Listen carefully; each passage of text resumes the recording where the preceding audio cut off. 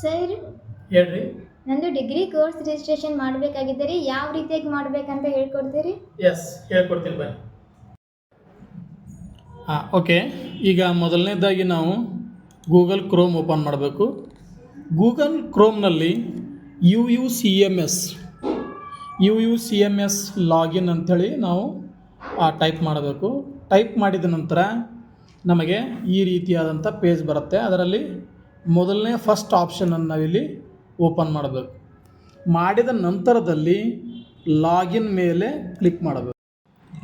Okay, ಈಗ ನಾವು login ಮಾಡಿದ ನಂತರ ನಮಗೆ ಈ ರೀತಿಯಾದಂಥ ಒಂದು ಡೈಲಾಗ್ ಬಾಕ್ಸ್ ಬರುತ್ತೆ.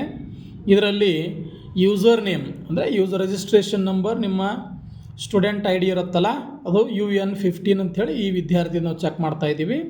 ಇಲ್ಲಿ ಪಾಸ್ವರ್ಡ್ ಕೇಳುತ್ತೆ.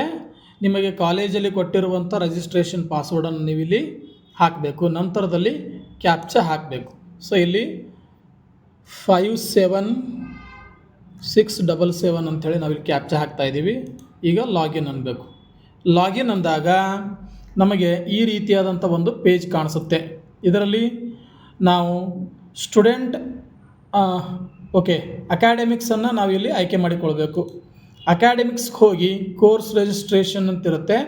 ಅದರಲ್ಲಿ ನಾವು ಕೋರ್ಸ್ ರಿಜಿಸ್ಟ್ರೇಷನ್ ಕ್ಲಿಕ್ ಮಾಡಬೇಕು. ಕೋರ್ಸ್ ರಿಜಿಸ್ಟ್ರೇಷನ್ ಕ್ಲಿಕ್ ಮಾಡಿದಾಗ ಈ ವಿದ್ಯಾರ್ಥಿಯ ಇನ್ಫಾರ್ಮೇಷನ್ ಈ ರೀತಿಯಾಗಿ ಬಂದಿರುತ್ತೆ. ಇಲ್ಲಿ ನಮಗೆ ಈ ವಿದ್ಯಾರ್ಥಿಯ 3ನೇ ಸೆಮೆಸ್ಟರ್ ಕೋರ್ಸ್ ರಿಜಿಸ್ಟ್ರೇಷನ್ ಬೇಕಾಗಿರೋದ್ರಿಂದ ಕೋರ್ಸ್ ರಿಜಿಸ್ಟ್ರೇಷನ್ ಮೇಲೆ ಕ್ಲಿಕ್ ಮಾಡಬೇಕು.